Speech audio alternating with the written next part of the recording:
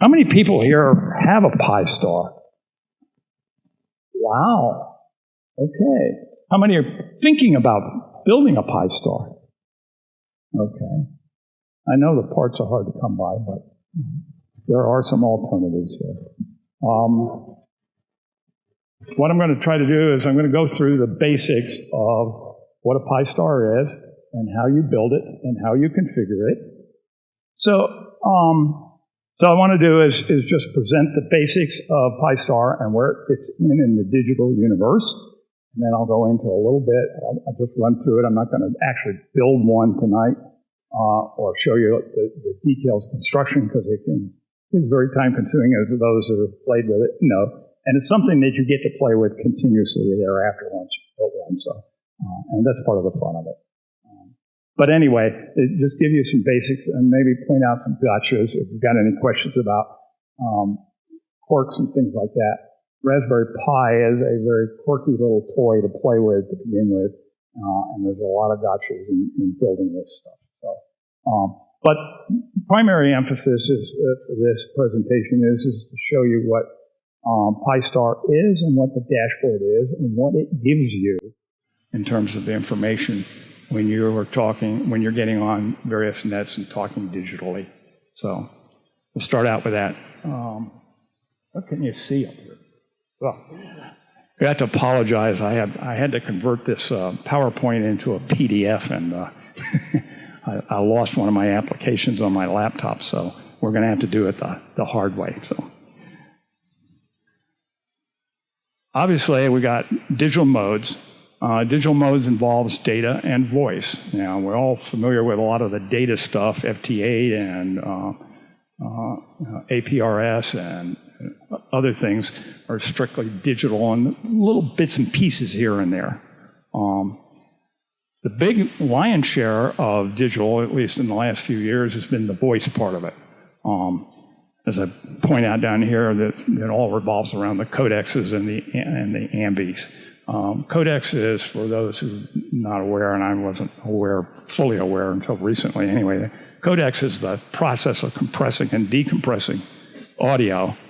The AMBI chips or software are the specifications under which the data is compressed, and that's why there's various kinds of language versions of AMBI, and there's also some proprietary versions of it, so there's some licensing issues and whatnot that are involved under the covers and all of this stuff.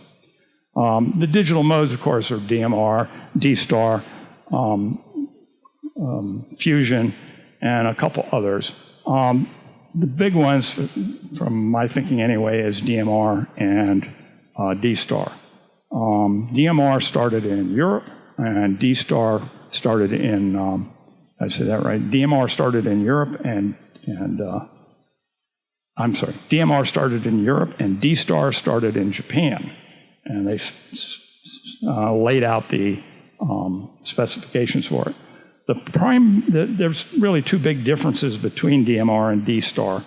DMR is almost strictly voice. There's a little bit of data, but all of the packets, the time slots that are involved, the slicing it up, it involves voice data. D-Star has a mix of voice and data, and it has unequal slots, if you would. They don't call them slots, but they have more bits configured for the data portion of it than they do for the voice portion of it. And they also, the way they construct their repeaters and whatnot, there are special parts of their repeaters that deal just with data as opposed to voice. So I mention all of this because there, as we'll talk about here, is the interoperability of D-Star and DMR and other digital modes and gets very complicated very quickly. Behind all of this packaging of the data and the voice, digitizing of it, of course, is the networks and the gateways, how you move all this data around. And again, D-Star has one form of shuffling all this data around. DMR has a different version of it. And DMR actually has a number of different kinds of networks available. I don't know about D-Star. I think D-Star only has one basic network. There may be some offshoots. But anyway, DMR has a number, TGIF, DMR Plus, and K4 USD, and some others that have different rules and regulations, but are all essentially the same. The key here is, in Europe anyway, that when the DMR started out, some enterprising people and other amateurs and hams decided that they were going to try to cobble together all of this various technology into what they call a multimodal digital voice mechanism. And this really involved a two-prong approach, or two parts to it. One of them was creating a chip that would handle the codecs and the AMBI portion of it, and the RF translations and whatnot. And the other part of it would be to do the managing of it, connecting to the networks. And that's where the MMDVM host and the HAT. The HAT is, for those familiar with Arduino and Raspberry Pis and whatnot, is hardware-attached technology. So the key to this is and behind this, of course, is Raspberry Pi, and a lot of the HAT makers are all dealing with what are called boutique chip makers or foundries. So very convenient. You can order up for several $100s. You can send in a circuit design, and they will build you a lot of 50 chips, 50 hats, if you would, that you can play around with. And if you like what you get, you can order another 50 and another 50 and so on. So they do all the work that we used to do with printed circuit boards and the copper and the painting and all that kind of stuff and drilling the holes. They do all of that stuff for you. And all they end up doing then, besides doing the circuit and picking out the components that get mounted and whatnot, is they write the firmware for it. So there's tight coupling between the software in the MMDVM host and the firmware in the HAT. So that's the core of two technologies here, that the OpenSpot and Pi-Star. I'll get to that in a minute. All of this requires that you register. And I'm speaking here strictly from DMR. You also, I think, I have to do this with D-Star. Is that correct? You have to get a DMR ID. Right now, there's about 237,000 DMR IDs worldwide. And they're based on regions. All the IDs that you'll see in the U.S. are start with a 3. They're all 7 digits and whatnot. You also have to register with Brandmeister. Brandmeister, for those who don't know, German for fire chief. And this is where DMR started. It started as a technology for communication among fire chiefs. And pretty much the same as here in the United States. Police departments, rescue people and whatnot. But in Germany, it started with firemen, so, and their radios. And that DMR was basically open source at that point. Or I don't know, there's some confusion about whether it actually was stolen technology or not. But anyway, it's out in the wild at this point. So you have to register with a site called RadioNet. I'll show a little bit of that later if we get to it. Brandmeister, you have to go into self-care because you have to register your DMR ID, and you have to register your hotspot, and you also have to get what's called an API key. I'll show you where that fits in later. But that's a key part to get your hotspot to connect to the Brandmeister. Of course, you've got to have a radio. The radio can be a handheld.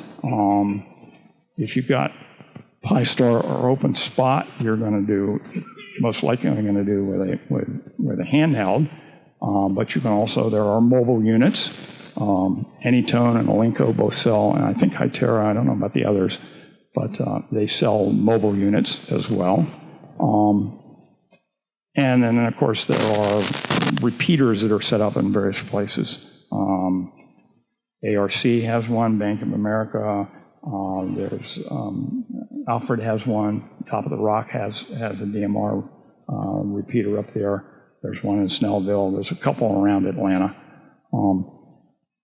And as I'll show you, there are some people who are actually running Pi-Star as the basis of their repeaters, and they're running them out of their home. So it is possible to extend this, what I call a repeater on your desktop. You can actually run it as a regular repeater and have all your friends call into it as well. There's some ins and outs to doing that, but anyway. So the big question is whether you get a pre-built or build your own. The big contenders, of course, are OpenSpot or SharkRF and Pi-Star. OpenSpot, roughly speaking, costs about $400. It's a closed system. You can configure it, but you can't crack it open. You can't change anything in it other than the things that would be changed, like your DMR ID or the talk groups that you link to and that kind of stuff. Other than that, it's a closed system. Pi-Star, on the other hand, you buy all the parts and you can tear it apart to your heart's desire. And part of it is because Pi-Star is interested in connecting with a lot of different things. There's people that are doing experimenting with new digital modes. There is a digital mode on the table right now, M17. Some people have got it implemented. There are some radios out there that are implemented. There are even some repeaters that are handling it, but it hasn't made it into the full-blown Pi-Star yet. So that's the stuff. That's all part of what this is all about, experimenting with this stuff. So Pi-Star is open, and OpenSpot is closed. Pi-Star, of course, except for the Raspberry Pis themselves, you could buy a Pi-Star. My original one that I did, a Pi Zero, I think I spent, I don't know, $20 for the Pi Zero and $40 for the Zoom Spot from HRO, and plugged it in, and I was up and running. I spent another $30 buying a case for it. So it was all under $100. Let me see if I can get over here. I can show you. Ham radio, HRO. They currently sell, they used to sell more, but they currently sell 2 finished systems at a reasonable price.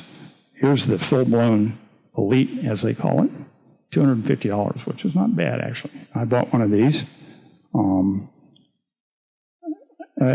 just because I wanted to look-see. I kind of like that screen. That's a fairly large screen. I have one up here. I don't have this particular model, but I have one similar that has a screen on it. We'll talk about the screen a little bit later.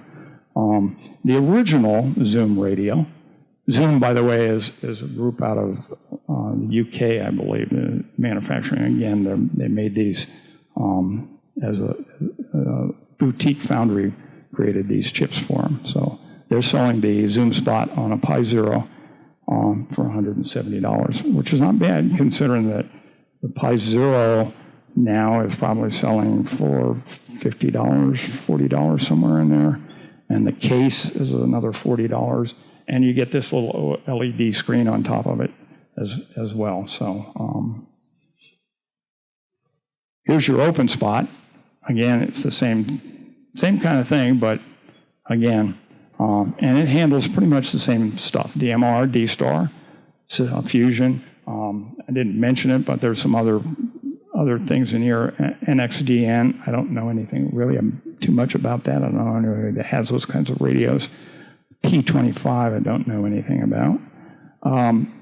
POXAD, DAPNet is a pager system. I think it's popular in Europe. I don't know of many people that use it here. British Post Office? Okay, thank you. And then, of course, APR is kind of a tag-along in this, too. It is possible to be roaming around with a Pi-Star or an OpenSpot and being tracked while you're doing it. So, anyway.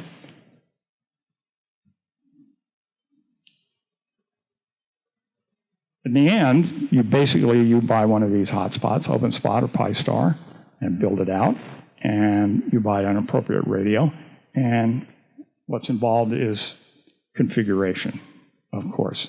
It's not just plug it in and off you go. You've got to, we'll talk about code plugs next Tuesday.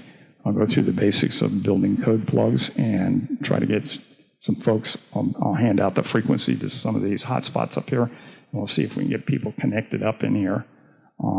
I know I have connected up here, and I know Bob connects from his hotspot when he brings it, so it's possible to get into DMR right in here.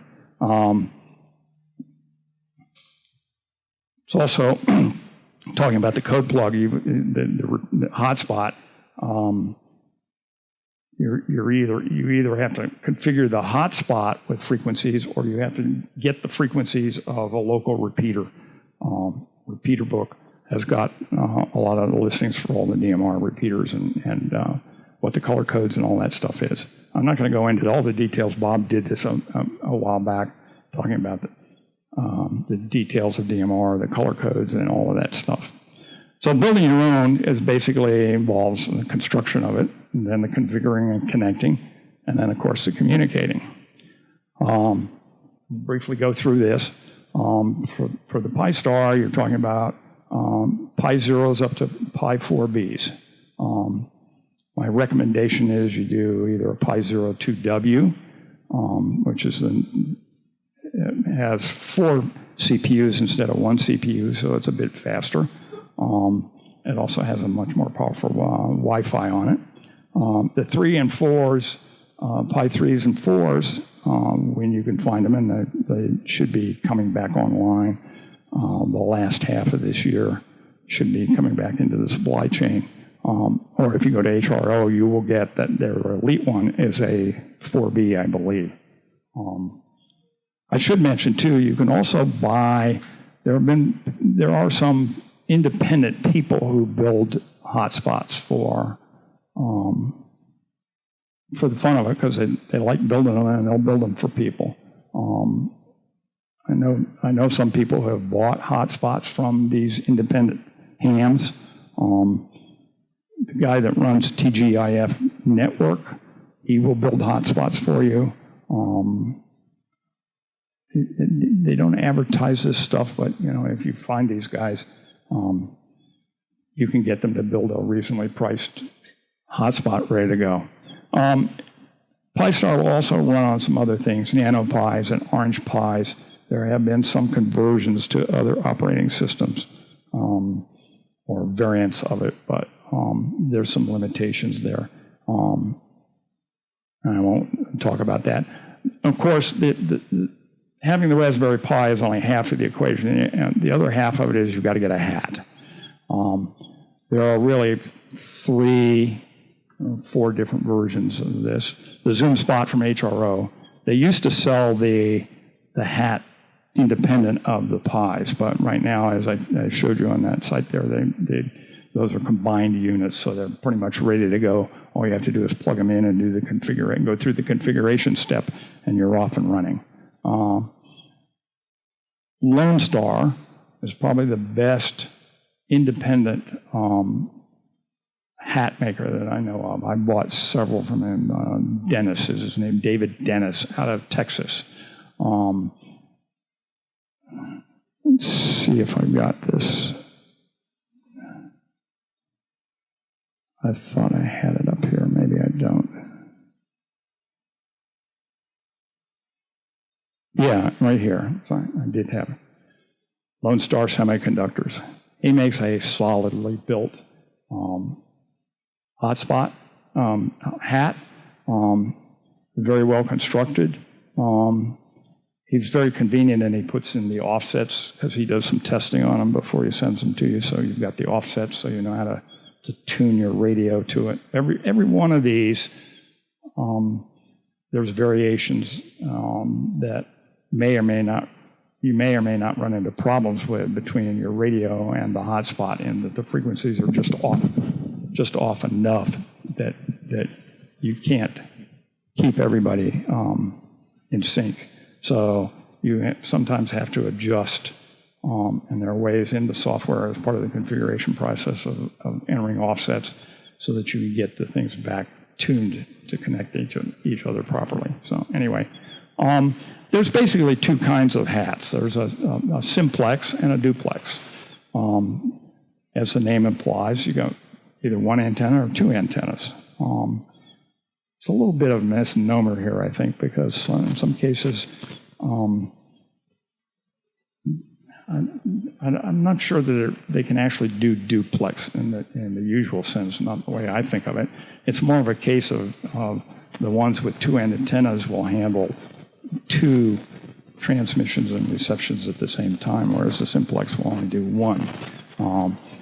But dual also means that the board may or may not handle both ranges of frequencies. You can have the 144 range and the 440 range, and so you have a UHF and a VHF capability on these. As far as I know, almost all of the boards out there now have handle both frequencies. There is a USB version of this. DV Mega makes one. Dennis makes one also that you can plug in, and Pi-Star will interface with the USB one as opposed to a hat. I don't know if many people are doing that. It gives you the convenience of having a Pi-Star, but DV Mega also sells its own kind of software that goes with it. It's not as powerful as what you can do with Pi-Star, and we'll show that later. Anyway, so that's another source. Azurink, I don't know if I'm pronouncing that, on Amazon, there's a number of boards. Most of them are duplex boards that you can buy for $50 or so. I've got several of them. They're reasonably good boards. They come from China. They take maybe a week and a half to get here. I think they're already in shipment in the time when you order them, so they're probably sitting in a warehouse in California somewhere, and you order them and they dig them off the shelf somewhere and send them off to you. So they're good. Now, there are some specialty boards for people who want to do a full-blown repeater. In this sense, it gives you the basic functionality of the MMDVM host firmware board, but the antennas are geared towards being pumped out into something that amplifies the signals coming in and out. And so while they're mounted on Pi-Stars, they're mounted on Raspberry Pis, they require some special construction skills and whatnot. But those, and again, those are for people who do full-blown repeaters and want to use Pi-Star as a basis of a DMR in a shack, in a tower or someplace, or up on a mountaintop, or whatever. So, there's various add-ons you can put onto this, the OLEDs, and the next one are the screens. I'll show a little bit more of that later. You can also convert from the micro SD cards to either an SSD or a USD type drives.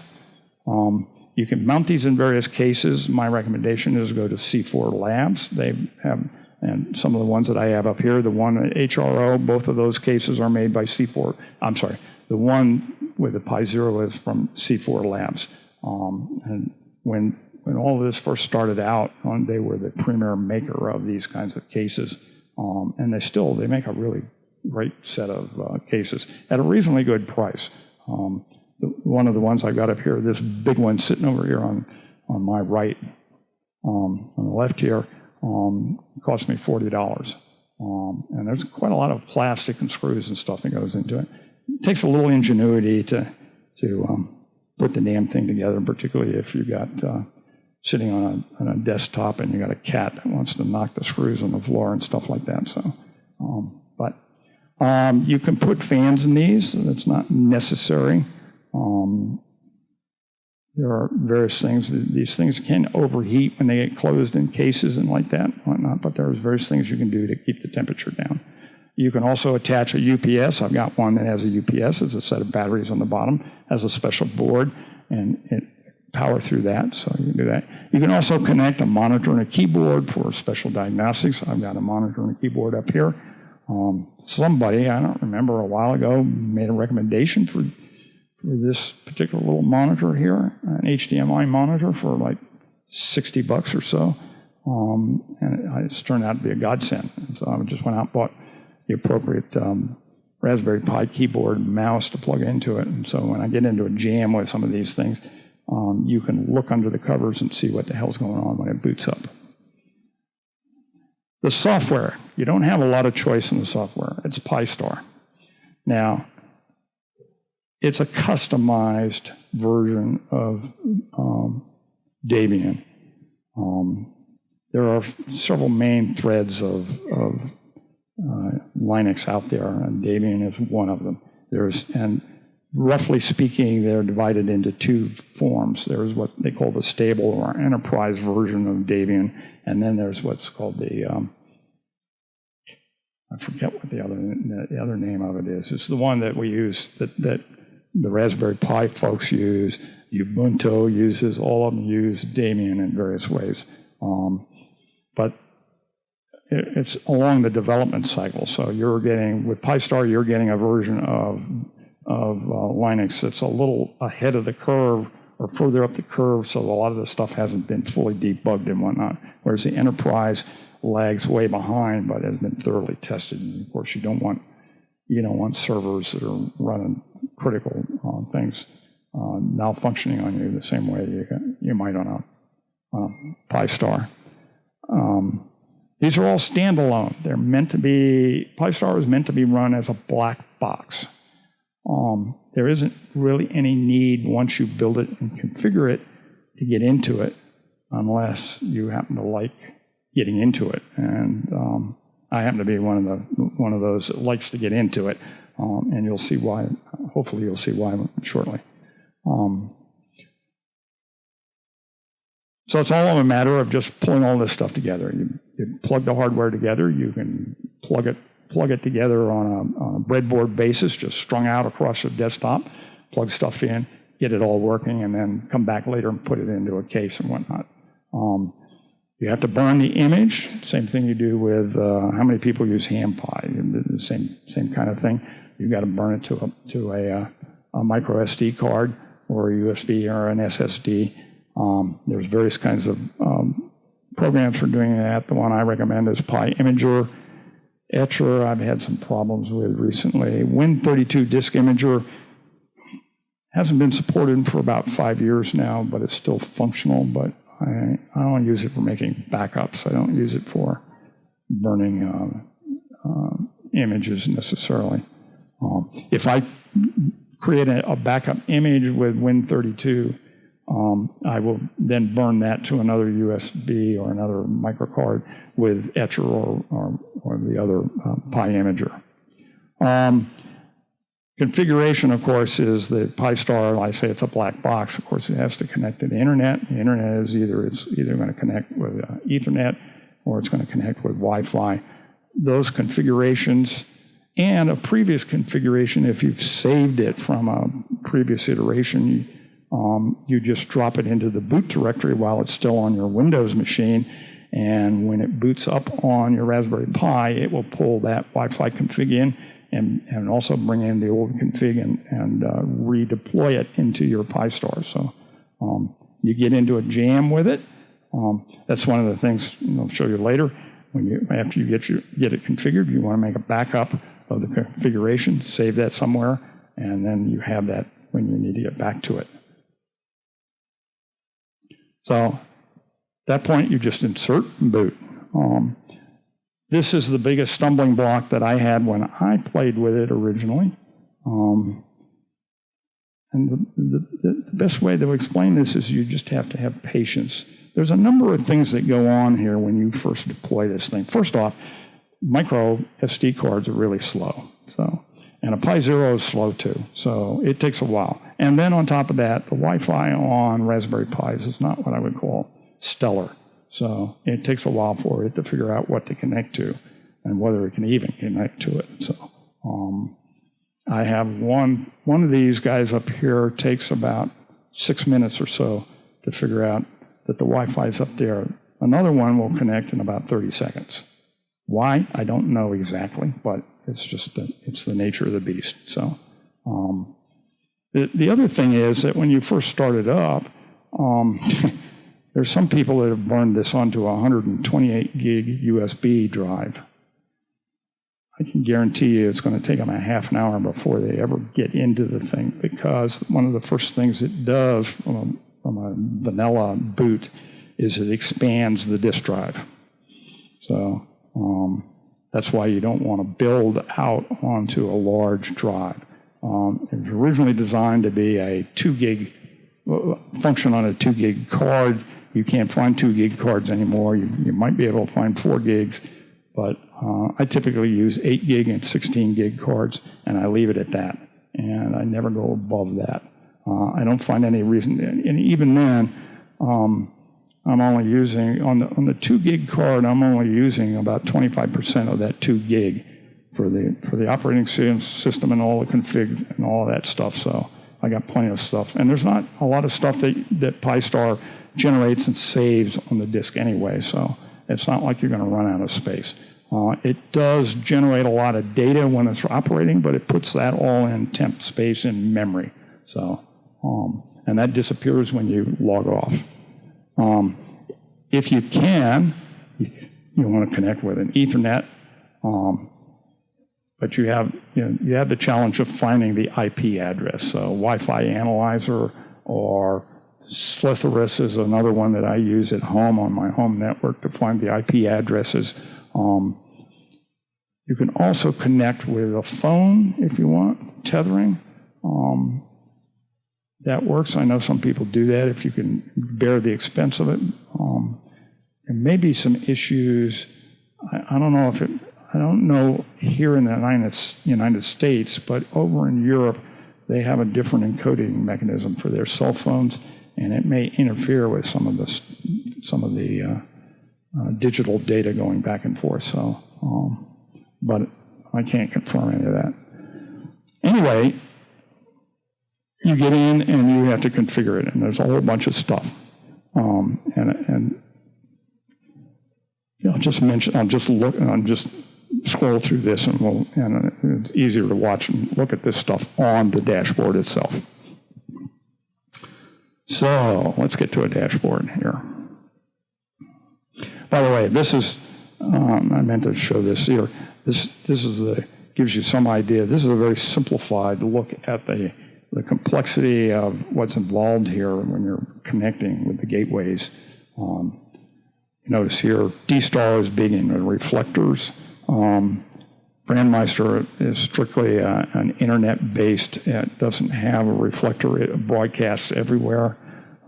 D-Star have strict rules about how it routes stuff around and how it figures out who's where and all that kind of stuff. So anyway, interoperability, you can see just from this simple diagram, it can get involved very quickly.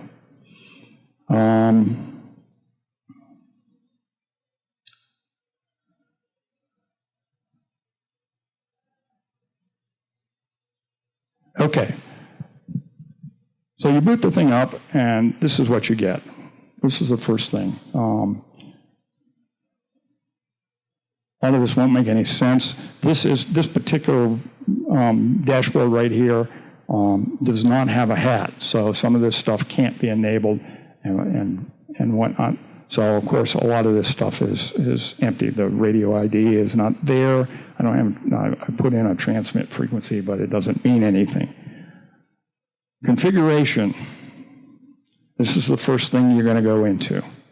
The first thing you're going to do, of course, is I don't know anybody that does a D-Star repeater, but it can be, there are some people out there. But you want the DVM host. And if you've got a DV Mega, you would pick that. You're either going to get a simplex or a duplex, depending on whether you have the simplex or the duplex / dual. You're going to pick whether you're going to deal with just DMR or you want DMR and D-Star and some of the others. Display type, if you've got an OLED display or a Nexion, you would fill that information in here. The name of your Pi-Star. Now, if you've just got the one, you would call it Pi-Star. I've got several, so I've got one, Pi-Star 1, Pi-Star 2, Pi-Star 2, 3, and so on. You can name it whatever you want, but just so I don't get confused with some of the other stuff I've got on my network. I have a mix of wired and wireless, and I got names all over the place, and some of them are, yeah, when you got Arlo on there and you got Roku, and they come up with some really funky names and whatnot. So you've got to put your call sign in. You have to put in a radio frequency. Now, if this were a duplex, there would be two frequencies here, to transmit and a receive. You don't have to fill in latitude and longitude. And that only really means something for static. Your location and country, again, you don't have to put that in. URL, don't need to worry about it. You are going to have to fill in, depending on what hat you got, you're going to be told whether to put in a Zoom spot, single board, or whatever the type is. And I'll show you those on working versions. Whether you have a public node or a private node. Now, almost all of us run private mode. That basically only you can connect to that hotspot, because you have the DMR ID in your radio, and you have the DMR ID wired into your Pi-Star, and therefore that's the only entity that can communicate. If you want to make it open to other DMR IDs, then you would go public. APRS, again, if you've got that turned on in your radio and whatnot, that's a funky little area to play around with, but and I'm still learning stuff on that. Mobile GPS and all that kind of stuff, not there, private, the firewall, you don't have to.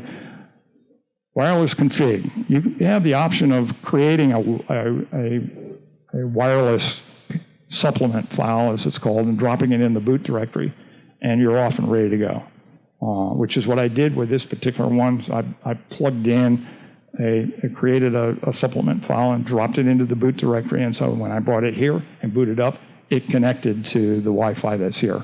And it shows you right here. Kind of funny thing here about playing around with this thing. The first time I brought one of my hotspots here, I had a hell of a time trying to figure out why it wouldn't connect. Because I was connecting with my laptop, but I couldn't get my hotspot to connect. And so I took it back home and thought about it for a little bit, but not too hard. Brought it back the next Tuesday, and I still couldn't connect. I thought maybe I'd missed something, but I couldn't figure it. And then all of a sudden, right at the end of the second Tuesday, it dawned on me what the problem was. I had put all capital letters for the SSID. So it was trying to connect to capital E, capital A 690. And of course, it's not going to find that. So once I changed that, this is how even seasoned pro playing around with this stuff, you can still get tripped up by the simplest of things here. So just a little humorous story there. So this is the configuration, and that carries you to the dashboard. Once you've got all that set up. Now, this is a normal dashboard. It has gateway activity and a local activity, and again, I'll show you shortly what all that looks like when it's filled out. One last thing that needs to be configured, it's called the admin, and the admin here, you're going to fill in. Admin tells you a little bit more about what's going on in your hotspot. It tells you what services are running here. The only thing running is the watchdog. Again, I'll show you there is some work you have to do to get it to work with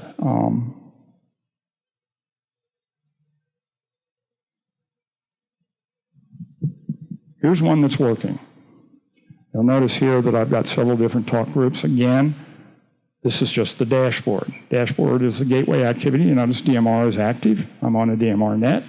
It's at the moment just listening for something. Here's my DMR ID, and it has an extension on it. This is hotspot number 3 in my portfolio here, and it's geared for color code 1. And because it's a simplex, it only has TS2, time slot 2 activated. Basically, that means you can only talk to it in time slot 2, but that doesn't mean you can't talk to somebody who's on time slot 1. So it's a kind of it's a force fit into it. You'll notice at the bottom there's local activity. Come back to that. Admin expands all this stuff out. And you'll notice now here that we have this active Brandmeister connections. This is where, going back into the self-care, you get the API key and you have to fill in that key. I should go off here and show you. And part of the configuration is what's called expert mode. And in expert mode, you go over here and you're going to enter a key. It's gobbledygook, but anyway, it's necessary to be able to connect to Brandmeister. This is how it identifies your hotspot on the network and routes things around. They designed this. Originally, there was a shorter key. I think it was like 40 characters long. It's now 100 and some odd characters and whatnot. But anyway, you have to fill that in order to have be able to connect with the Brandmeister network. So you notice here, there's really two. Brandmeister works on kind of like what I would call scanner mode. If you think of about a scanner is toggling through some frequencies, and all of a sudden it picks up some activity and it latches on that one. And it stays on that one for a certain set time, however it's configured. And if activity drops off, then it starts scanning again, and so on. Brandmeister calls this in different ways, dynamic and static. But it means a little bit more than just the idea of latching on a particular thing. Static says that you're telling Brandmeister, the Brandmeister network, that this is what you're interested in scanning. Dynamic means that my hotspot, I can pick any talk group and start talking to it. And we're going in several different directions here. How many people know what talk groups are? Talk groups are there's about 3,000 talk groups on Brandmeister alone. A lot of them are special interests of various sorts. Here in this one, Georgia, 3113 is a Georgia network. 3135 is Central Georgia. 30271 is Canada and whatnot. These are all various kinds of special interest groups. I'll show you one later on. There's a couple interesting ones out here if you just want to casually listen through. So I've set this up and I've told it that I'm interested in monitoring these particular talk groups and seeing what activity it is. Now, again, because of like in scanner mode, if somebody comes through on 3113 and starts talking, that means I'm not going to hear anybody else on any of the other talk groups until it becomes unlatched. But if I come into this hotspot and use 3114 or some other number up there and some other talk group that's not here, it's automatically classified as a dynamic. And it will latch onto that one for as long as I carry on a QSO and somebody responds back. And again, it will latch on that, waiting for somebody to respond back. If not, it'll go back into scanner mode. So, what? Yes. Thank you, Bob. Bob just keyed in here. We'll talk a little bit about that, about how nets and whatnot operates. Analog, that's a good way of segueing into this. The main portion of this, of course, is gateway activity. This is called the last heard. By that is, the last one heard on this particular talk group was Bob. He just keyed in. The last one heard on this one Bob from Sugar Hill, W4PHC. Here's somebody else comes in. Maybe he's trying to get back to you, Bob. This guy from China, I don't know what 4601 is. I don't know why I put that in. You can make up talk groups if you want. Brandmeister has some limited ability to allow you to create talk groups on the fly. So anyway, but this is not the normal way, I guess, if you think about it. If you think about nets and on an analog repeater, you have guys coming in what's called live log. So I'll switch over to live log.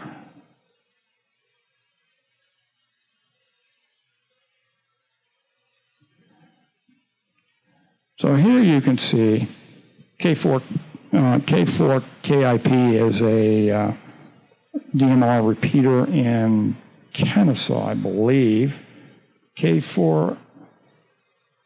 W4KIP, I believe. It's the name of the original trustee of this particular repeater that's set up there. Anyway, and they have a special talk group that they utilize from time to time that's not in the regular, but they port this over to D-Star and some other places, Fusion, I believe, and whatnot. So you see here, these guys come in. So this guy, for instance, K4IQ, he had a QSO at 6:30, and it ran for 2.3 seconds, and then a little bit later he came in and so on. And this is how when you're listening to an analog, you hear a guy come in, he identifies himself, and the net output's got to copy this down, because if he's keeping track of who's on the net, he doesn't have a visual. All he's got is what he hears. So he hears this guy. He doesn't know, and presumably a lot of nets, you check in, next guy checks in, next check in, and then at the end, the net up says, let's start back at the top of the list, or the bottom of the list, however you want to look at it. And he goes to the first name that he recorded, and he asks for comments. And then he goes to the second name. He's got to keep track of all of this stuff. And I don't know. Live log is not something that I want to keep track of anybody, particularly when you have people that come in and go out. So there may be 4 or 5 QSOs associated with one call sign. And in this case, we've got them scattered across several different talk groups, so you don't want to do it. Last heard makes more sense in that sense. I don't know of anybody else that does this. Pi-Star gives you this capability. So what happens is, if somebody comes in and he calls in, he gets an entry logged up, and he's on the top. The next guy comes in, and it's gets pushed down like a stack. And so the net op can just sit there and go through, and he can look down, and he knows where he is, because he sees himself in there. He can go and then call the next guy, and he can look at this dashboard and call the next guy and the next guy and the next guy, and you can see the bottom guy on the slot go to the top. Pull off the bottom plate, goes on the top. And so he has a very easy way of going through the net and keeping track of everything up and down. So the dashboard gives net ops, I think, and the rest of the people that are participating a good visual as to what's going on in the net and who is calling and where they're from and whatnot. There are some other things in here. For instance, you can go off. Let's see, Bob, you're on APRS, right? I think. You can click on GPS, and this tells you where Bob is or where his last was. Now, you'll notice that he has several different. You can have in APRS, and I'm not a whiz on this, so I don't know all of it, but you can have an APRS signature for your call. You can have one for your hotspot on your desktop at home or in your shack. You can have another one for if you're mobile some other where away from the car and whatnot. So you can have different features. If you're on a soda, for instance, and you're carrying one of these hotspots around, the APRS can be reporting, or your radio can be reporting all this stuff, and people can locate you with it right off of the dashboard. Where were we? There we go. So that's GPS gives you that capability here. You can also go and you can click on caller ID, and it tells you the last time that this guy was on, when he was last heard, last talk group he used, and all that kind of stuff. That you can also go to QOZ if you, depending on how you wire it up. So, any questions so far? Yes. Yeah. Aside from your normal operations of your radios and your base stations and stuff, what is the big benefit of having this? What's the big benefit? Okay. The first, I guess it depends on what your objectives are. If you just want to use DMR or D-Star or whatnot, and you just want to talk on the radio, then I'm not sure this would be the... If you don't have a nearby repeater that you can hit, this may be your way into the... Yeah, yes, thank you. Yeah, I'm sorry. Yeah. So if I'm out nowhere... I assumed that was obvious, I guess. And you're right. Thanks, Steve. Yeah, that's what I've been trying to tie in my mind. If I had this set up. I'm local. I can't get in to Stone Mountain very well. I can't get into Snowville very well, so I have a hotspot so I can check into the net. Yeah. And I guess I forgot what I started here with. This is a repeater on your desktop, and this takes the place of something that you can't connect to. So it's on your desktop. You can connect anywhere in your house. Or people that have set up, I know people they do some tests and whatnot. They have walked as far as a quarter of a mile away from their house and still connecting to their hotspot in their house. So all the people that you...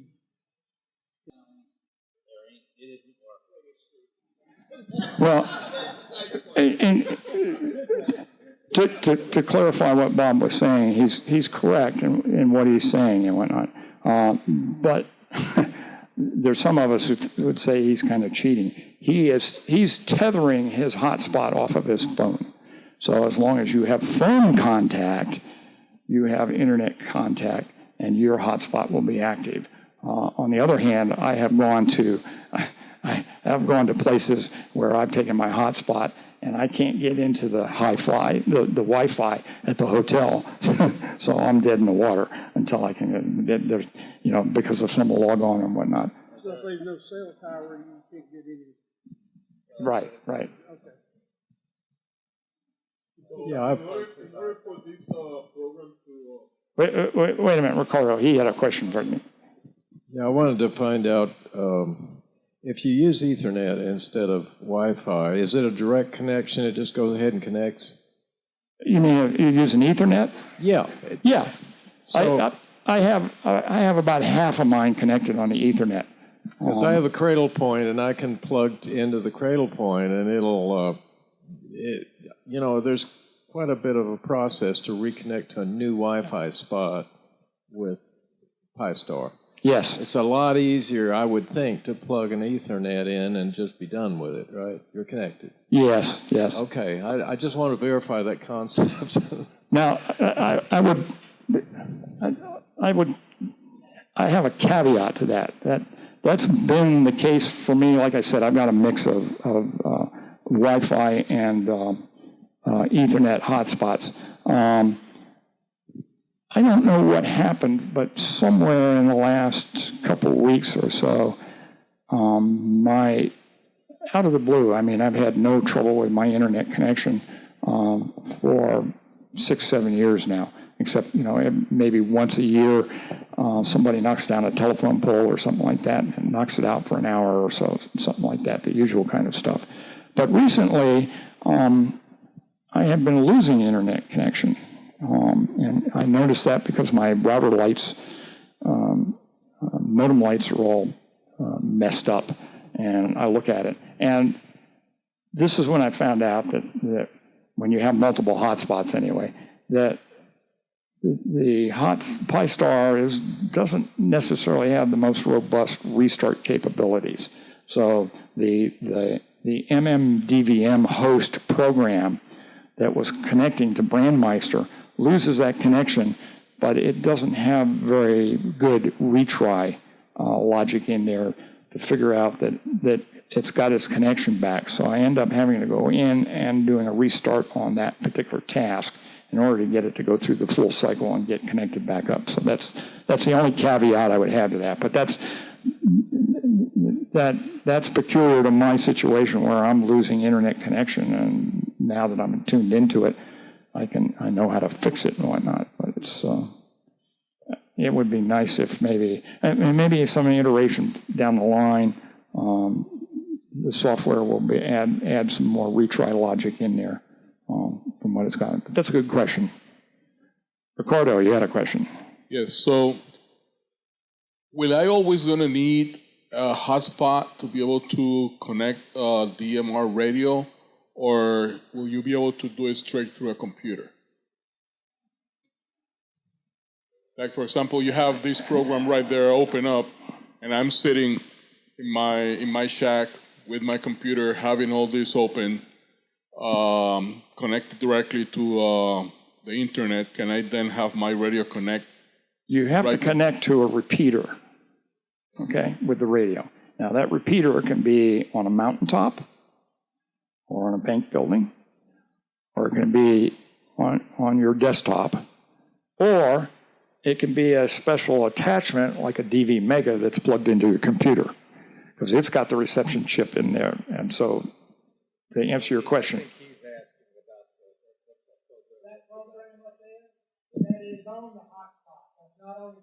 Right. Okay. Yeah. Yes. Thank you.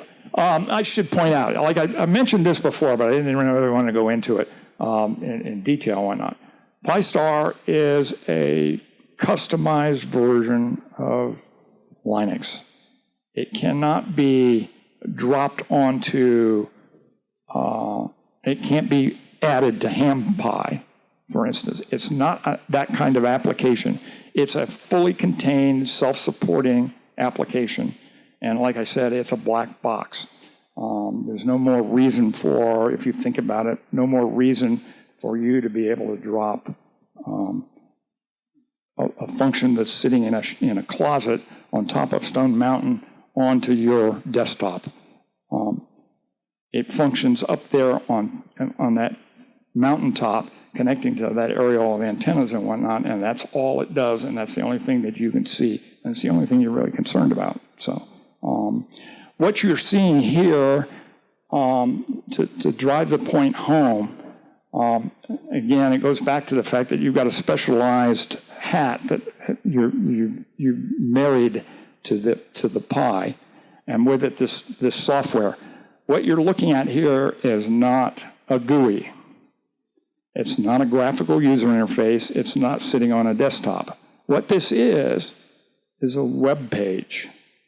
The hotspot is running a web server in the background while it's doing all this other stuff. And you are logging into the hotspot as if it were a web page, because it's a web server, and that's all this is. So that's okay, but do I need that little box behind you in order to connect my DMR radio?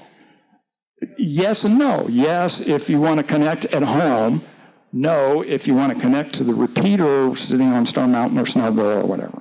Right, so then if I just want to use that repeater up in the mountain, I just use You just use your radio. You don't need this. And I don't need the computer either? No. Throw a little monkey wrench in here. It is possible to do radio to radio through all of this. I have talked to a number of people through my hotspot to somebody out there on the cloud, on Brandmeister. If I know their DMR ID and they happen to be on, I can talk to them through my hotspot to them directly, personal, hotspot to hotspot, radio to radio without anybody else hearing as a private call. So it is. Huh? As far as whatever the internet carries you. All right. I think what he was looking for is like an Echolink version of this, so he could use his computer, and that does not exist. You're right. I'm sorry. Program that guy has allows him to plug an AMD chip into his computer, bring this up as a piece of software, and use it But that's the DV Mega is that kind of chip. Okay, so yeah, there is also like Echolink, there is an ability to go out to Brandmeister and go to what they call hose line, fire chief, fire station, hose line. Get it? Okay, so they have what they call hose line, and you can go out there and you can pick a 1 or 2 or 3 or whatever talk groups you want to listen to, and listen to it in real time on a web page. Is that? there is a way to talk with the program and a plugin. Yeah. There's lots of mixing and matching here, how you cobble all this stuff together. But, Mark, quick question about the link and everything. Now, Ricardo mentioned he's got his DMR walkie-talkie that can talk into that hotspot that's connected to the internet, then he can go through the internet to talk to somebody else in some room or another repeater. Will that hotspot receive anything or transmit anything analog, or is it strictly DMR? Or is there a hotspot that will convert analog over to digital to allow you to be able to do DMR? Okay. It's it's digital all the way. I mean, as soon as your voice, your audio hits that handheld, it's getting converted into digital. And from there, it's digital all the way until it gets to the whatever the endpoint is and gets converted back out into regular audio. So it does not have audio per se. So and that would kind of defeat the purpose anyway, because the whole purpose of digitizing is the reception quality, basically. One thing, I saw a diagram a while ago. It was kind of interesting. When you go out and when you talk on an analog repeater and whatnot, the distance from the tower drops off in a gentle slope. DMR, it's like a sawtooth. It goes out and then all of a sudden it just drops like a cliff. So you get much better reception and clearer all the way across until it drops off. There is a version of one of the hats that, these are duplex. It's got the radio on the hat. They do like 20 milliwatts, at least mine does. It's very, very low power. I don't even know if it's that high. But it may not be. It depends. There is a version that goes out TTL to a pair of radios. If you're into building repeaters, you can do 2 of them and duplex. And they have come up with FM analog on the hat. It's a bit of a hack, but you can do it. And then whatever, a couple of GEs, couple of Motorola's, whatever you can interface to the hat, you can build your own repeater if you're that remote and you want to do it. Yeah, good point. I mean, all of this is this is almost all of this stuff we're talking about here is open source and is being built out by amateurs who are tinkering with different aspects of it. Some of them are dealing with the networking aspects of it. Some of them are dealing with the codecs and the AMB chips parts of it, and whatnot. And so there's a lot of little niches here and there that people are fooling around with. Whether it makes it into the mainstream or not, I don't know. It remains to be seen. Like I said, M17 is one of those technologies, digital technologies that's becoming more and more widespread. I don't know. There are some versions of Pi-Star out there that support it and whatnot. By the way,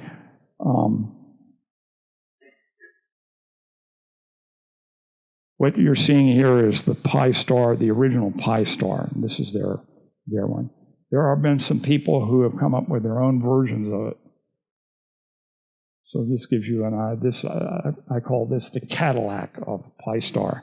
he took the Pi-Star and reworked the entire GUI part of it, recoded all the HTML and cascading style sheets and all this stuff, and he's done a hell of a job. And you can see here, there's a lot more information on it and whatnot.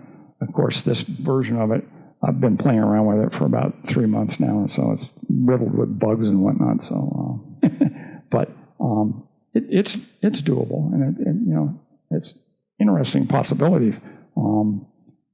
But it's not as simple as the original Pi-Star. The original Pi-Star was designed to run on a Pi Zero. It was designed to be able to at least some of it be able to be seen on a cell phone. So this is something that would be very difficult to watch on a cell phone. So that's correct. Yes, the only reason that you would look at the dashboard is, one, if you're a net op or you're on a net and you want to see who else is out there and you want to track them, and like you just heard a question from somebody, but he's three plates down in the stack and whatnot, and you can't remember his call sign, you can look on the dashboard and figure it out. Or you need to get his email address or whatnot, and by clicking on his name and whatnot, you can get to it, that kind of stuff. So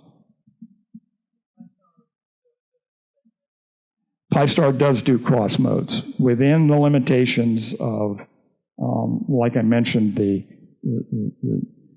one is the networking aspects of it.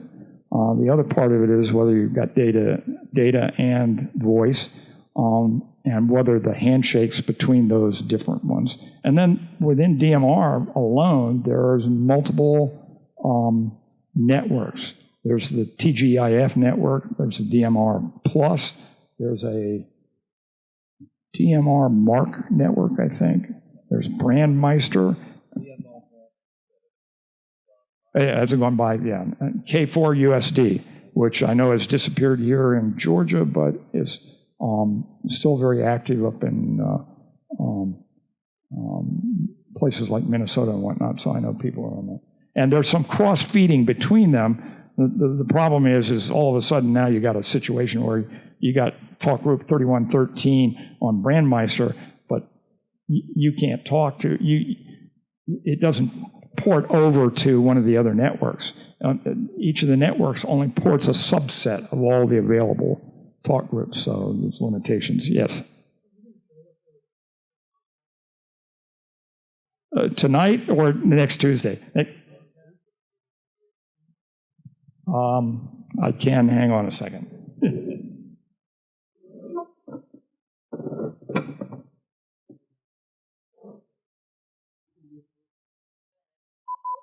This is a very simple test of the hotspot number 3, Parrot.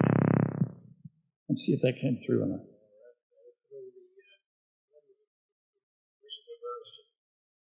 Test of the hotspot number 3, Parrot.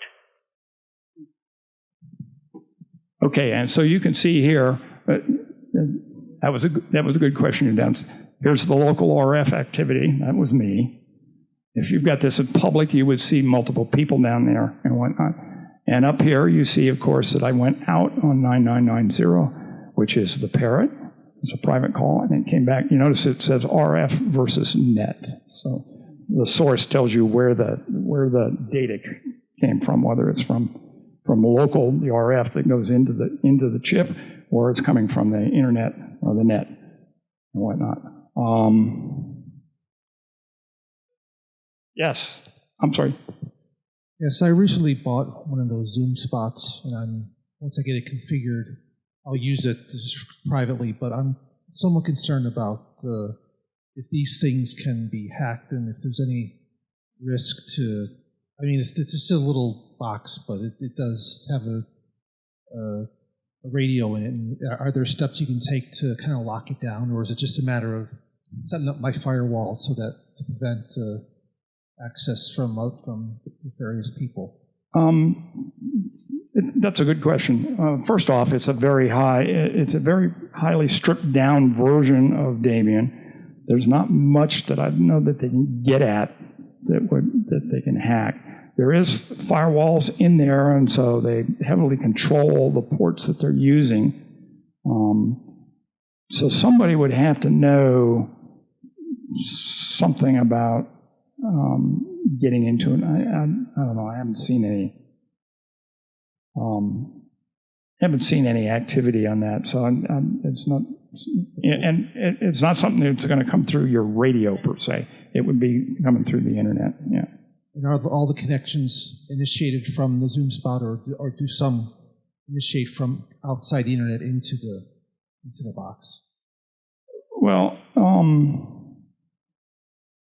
there's the time sync and whatnot. There's stuff that pings that are coming in to keep the time synced and whatnot, and also the Brandmeister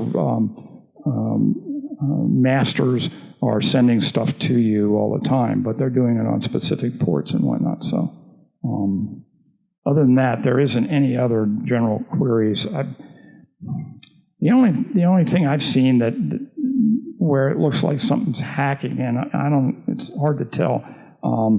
Sometimes my time syncs on some of my hotspots go seize up on me, and the best I can figure out is they think that somebody is issuing too many time syncs coming into my hotspot to that particular IP address, and so they're blocking me as a denial of service. And they do that for, I don't know, until I switch IP addresses. I can move one address away and have it clear up, and then I can go back a half an hour later and it's cleared up. And so that's the only thing I've ever seen in any of the logs that I've gone through to play around with it. So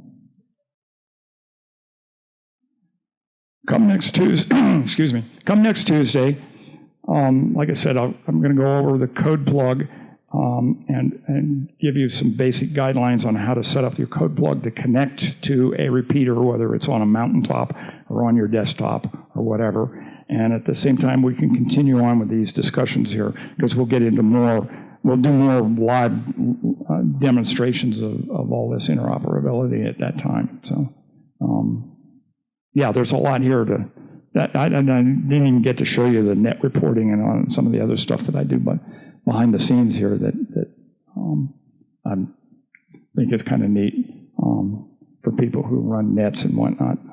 And I can talk about, there's a lot of interesting nets out there. There's, just to mention one, Talk Group 9091, which is worldwide, which is pretty much people yakking around the clock, 24 hours. Sometime on Saturday morning at 8 a.m. or something, a bunch of guys from Wales get on. And it's absolutely hilarious because the accents and the stuff that they talk about, the weather and other stuff, it's just, it's a joy to listen to them for the hour or so. You know, they're talking about whether it's going to snow and up in the Highlands and whether they're going to be able to get their truck out of the driveway. And yeah, lots of fun. Yeah, if you can understand the accent. But all righty, thank you. I appreciate it. I hope, like I said, if anybody needs help with building a Pi-Star or whatnot, I am more than willing to help you out. We've got some other people here who are also qualified to help you out with it. Or if you need some problems with your code plugs and stuff like that, we can also help out, connect out. I'm interested in finding out what kind of problems people have, because I like to fix things, and I don't know everything, and so in the process of fixing somebody else's problem, I learn something new myself. So I appreciate you guys' attention, and we'll see you all next Tuesday, right? All right, thank you, Mark.